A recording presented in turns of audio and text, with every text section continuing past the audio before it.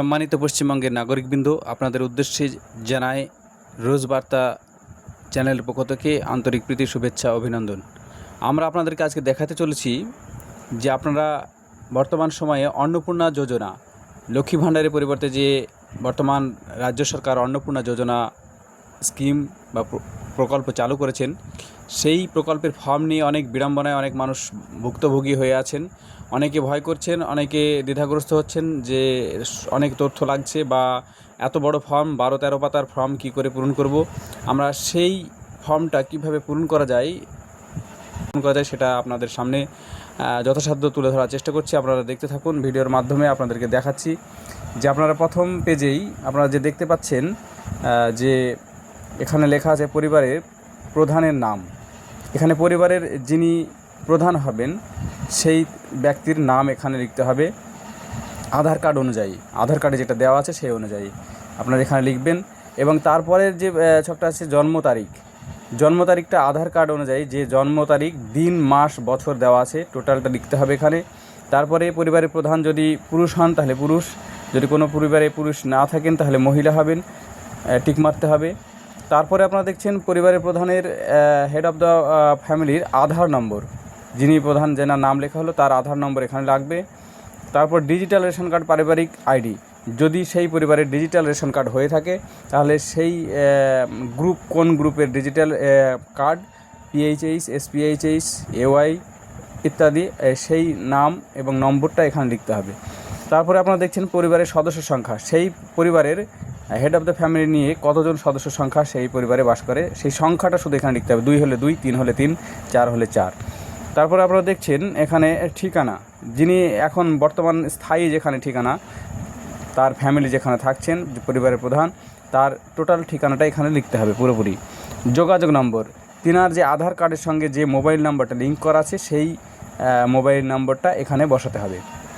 তারপরে ঘরে যে দেখছেন আপনারা যেখানে লেখা আছে জন্ম তারিখ, লিঙ্গ, পরিবারের প্রধানের সঙ্গে সম্পর্ক, আধার নম্বর ইত্যাদি, পরিবারের অন্যান্য সদস্যদের, এখানে পরিবারের প্রধানের নামটা লিখে দেবেন, যিনার নাম এখানে লিখেছেন এই নামটা এখানে লিখে দেবেন। তারপরে পরিবারের যে অন্য সদস্য, পরিবারের প্রধানের যদি ওয়াইফ হন তার বা স্ত্রী হন তার নাম এখানে লিখতে হবে। তার জন্ম তারিখ আধার কার্ড অনুযায়ী যেটা থাকবে সেটা লিখতে হবে। তিনি পুরুষ কি বা মহিলা, যদি অন্যান্য কেউ হয় তাহলে সেখানে সেই অনুযায়ী পুরুষ বা মহিলার লিঙ্গ নির্ধারণ করতে হবে।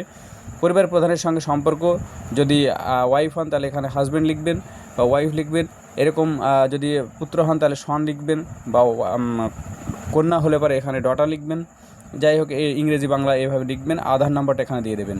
তারপরে যদি প্রথম যে ব্যক্তি যিনি মহিলা হন তিনি যদি আবেদনকারী হন অন্নপূর্ণা যোজনা তাহলে এখানে টিক মারবেন। যদি মহিলা না হন তাহলে তো এখানে আবেদন করার কোনো প্রশ্ন আসে না। তারপর দ্বিতীয় ঘরে অন্য সদস্যের নাম লিখবেন, যদি অন্য কোনো সদস্য থেকে থাকে তাদের নাম ওইভাবে একইভাবে লিখবেন। এখানে যদি অন্নপূর্ণা যোজনার যদি আবেদন হন তাহলে হ্যাঁ টিক দেবেন, আর যদি আবেদনকারী না হন তাহলে হ্যাঁ টিক দেবেন না। 25 বছরের ঊর্ধ্বে এবং 60 বছরের নিচে। তারপরে আপনারা পৃষ্ঠায় চলে আসুন, দ্বিতীয় পৃষ্ঠাতে ওই ফ্যামিলির আরও যদি অন্যান্য সদস্য থাকে একইভাবে পূরণ করবেন। দ্বিতীয় অপশানে আছে পরিবারের প্রধান এবং পরিবারের সকল প্রাপ্তবয়স্ক সদস্যের ব্যাঙ্ক অ্যাকাউন্ট নগদ অর্থ স্থানান্তরের জন্য। এবার এখানে আপনাদের পরিবারের প্রধান যিনি আপনি প্রথমে নাম লিখেছেন তার bank account number, IFC code এখানে দিতে হবে। এবং দ্বিতীয় যে ব্যক্তির সদস্যর নাম লিখেছেন আপনি ওখানে 1 নম্বরের সদস্য হিসাবে, বা পরিবার প্রধানের যদি ওয়াইফ হয়ে থাকে তার ব্যাঙ্ক অ্যাকাউন্ট নম্বর, কোন ব্যাংকের শাখা থেকে কোন ব্যাংকে থেকে অ্যাকাউন্ট আছে, তারপরে আপনার অ্যাকাউন্ট নম্বর, আইএফসি কোড, দ্বিতীয় জনের ওই একইভাবে পূরণ করবেন। এই অপশানটা হয়ে গেল। তারপরে অপশানে আসছে আমরা এপিক নম্বর, ভোটার আইডি কার্ডের যে নম্বর দেওয়া আছে পরিবারের প্রধানের এখানে লিখতে হবে। কোন বিধানসভা থেকে বিলং করছেন সেখানকার এখানে নম্বর বা নাম দিয়ে দিতে হবে, নম্বর দিলেই হবে। এখানে আপনারা অংশ নম্বর, কোন অংশতে বা কোন পার্টে আপনাদের ভোট আছে সেইটা এখানে দিতে হবে, দুটো একসঙ্গে। তারপরে দ্বিতীয় সদস্য যার লিখেছেন তার এই যে 1 নম্বরের পরের সদস্য যার নাম লিখেছেন তার এখানে লাগবে ডিটেলস। তারপরে এরকমভাবে পূরণ করবেন। তারপরে বিভাগে বা আরও বিভাগে আছে, মানে এখানে লিখছে যদি আপনারা SC ST হন তাদের এই SC ST তপশিলি জাতি উপজাতি এইগুলোতে টিক মারবেন। যদি জেনারেল হন তাহলে এই UR টিক মারবেন। এটাই চলে গেল। তারপরে আছে রেশন কার্ড। আপনার কি কোনো ডিজিটাল রেশন কার্ড আছে? যদি থেকে থাকে তাহলে হ্যাঁ টিক দেবেন। তারপরে কোন ক্যাটাগরির ওয়াই পিএইচএইচ এসপিএইচ যেটাতে হবে সেখানে টিক মারবেন। এবার পরিবারটি রেশন দোকান থেকে মাসিক রেশন তুলছে কি না, এবার যদি তুলে থাকেন আপনি হ্যাঁ টিক মারবেন, নাহলে না টিক মারবেন। বাড়ির ধরন, আপনার বাড়িতে 3টে বা তার বেশি পাকা ঘর রয়েছে কিনা, যদি 3টে পাকা ঘর থাকে বা 3টের কম থাকে তাহলে না দেবেন, আর যদি 3টে বা 3টের বেশি হয় তাহলে হ্যাঁ দেবেন। তারপরে আছে পরিবারের জমির মালিকানা, যদি জমির মালিকানা জমি যদি থেকে থাকে তাহলে হ্যাঁ দেবেন, দিয়ে তার শতক 10 শতক থাকলে 10 শতক যেটা থাকবে লিখে দেবেন।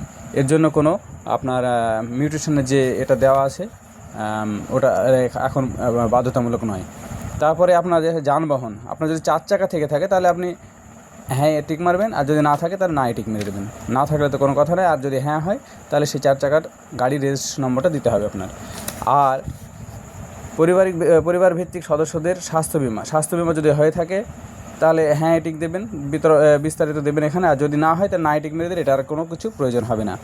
তারপরে আয়, পেশাগত আয়, এখানে কোনো সদস্য পরিবারে যদি আয়কর দিয়ে থাকে পেশাগতভাবে সরকারকে, তাহলে এখানে হ্যাঁ যদি দিয়ে থাকে তাহলে হ্যাঁ টিক মারতে হবে, আর যদি না দিয়ে থাকে তাহলে না টিক মেরে দেবেন।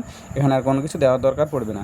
তো এই যে ঘরটা আছে এখানে আপনি যদি মনে করেন আপনাদের কারো যদি ফ্যামিলির কারো যদি প্যান নাম্বার থেকে থাকে, শুধু প্যান নম্বরটা, নাম আর প্যান নম্বরটা এখানে বসিয়ে দেবেন। তারপরের পেজে আসুন, যে এখানে দেখাচ্ছে কর্মসংস্থানের ধরন। আপনার যদি সরকারি ক্ষেত্রে কোনো চাকরিজীবী হয় সেখানে টিক মারবেন, যদি আধা সরকারি হয়, বেতনভুক্ত কর্মচারী হয়, আর বেশিরভাগটাই অসংগঠিত ক্ষেত্রে স্বনিযুক্তি মানে কারিগরি শিল্প, কৃষক, মজুরি এইগুলো এখানে মারবেন। আর যারা বাইরে কাজ করে তাদের পরিবারের শ্রমিকে টিক মারবেন। আর বাদবাকি গৃহবধূ বা অন্য কোনো কেউ হলে বা বাচ্চা হলে তাদের বেকারের জন্য টিক মারবেন।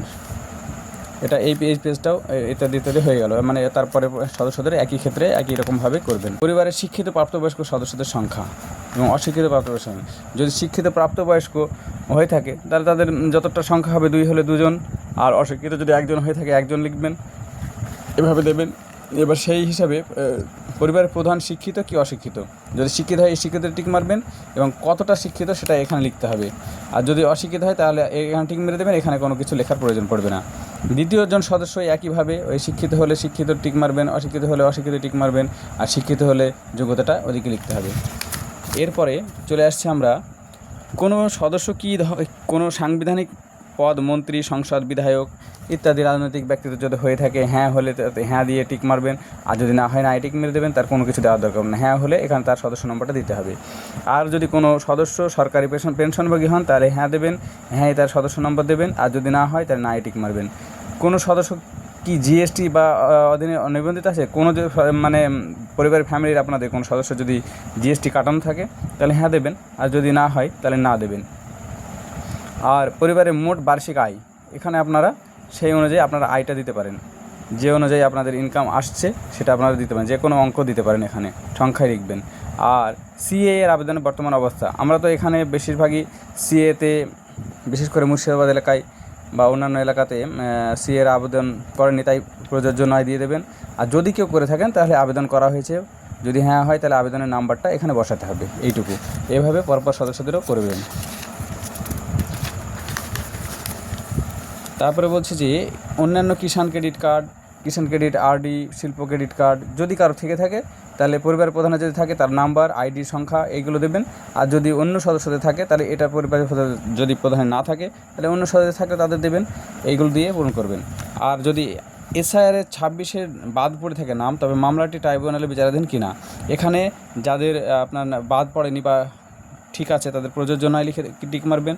আর যদি বাদ পড়ে থাকে তাহলে যদি হ্যাঁ হয় তাহলে মামলার আপনার বিবরণ দিতে হবে, আর যদি না টিক দেবেন আপনার। তারপর দেখছেন সামাজিক মর্যাদা নির্ভরশীল ব্যক্তিগণ, যদি পরিবারের লোকেদের বিদ্যালয়ে অধ্যয়নরত কোনো সদস্য থাকে, শিশু সদস্য, তাহলে সেখানে সেই সদস্যর কত নম্বর সদস্য আপনার এইখানে নাম্বারটা দিয়ে দেবেন, ওই যে নম্বর অনুযায়ী আপনারা করেছেন সেই নম্বরটা এখানে বসাবেন।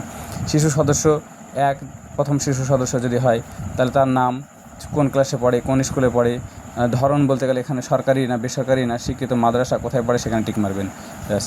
আর দ্বিতীয় যদি কোনো আরও শিশু থাকে তাহলে সদস্য নাম্বার দিয়ে আপনি কত নম্বরে আপনি ওখানে উল্লেখ করেছেন সেই সদস্য নাম্বার এখানে লিখবেন। আর শিশু হিসাবে 2 নম্বর শিশুর নাম, শ্রেণী, বিদ্যালয়ের নাম, এই ধরন একই ওইভাবেই পূরণ করবেন।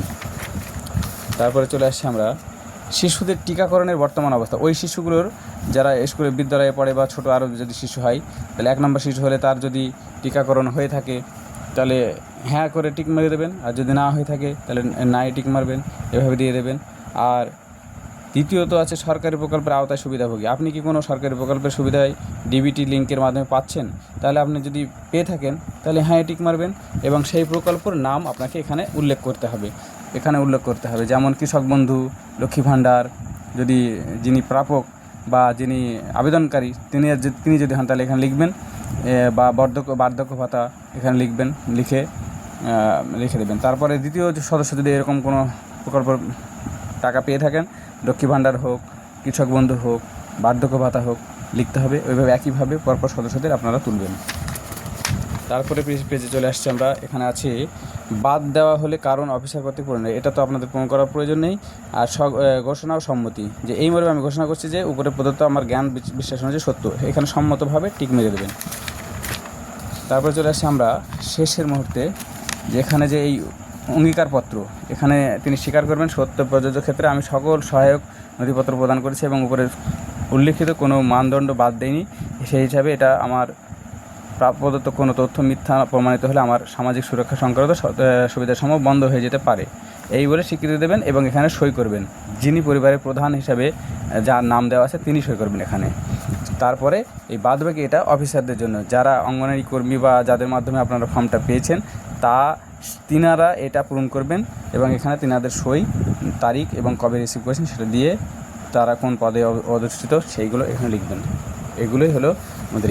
তো সকলকে ধন্যবাদ জানাই যে আপনারা নিশ্চয়ই কিছু আমাদের এর দ্বারা উপকৃত হবেন। তাই আমাদের চ্যানেলটিকে ফলো করে লাইক, কমেন্ট, শেয়ার করে আমাদের সঙ্গে সহযোগিতা করুন। সবাইকে ধন্যবাদ জানাই।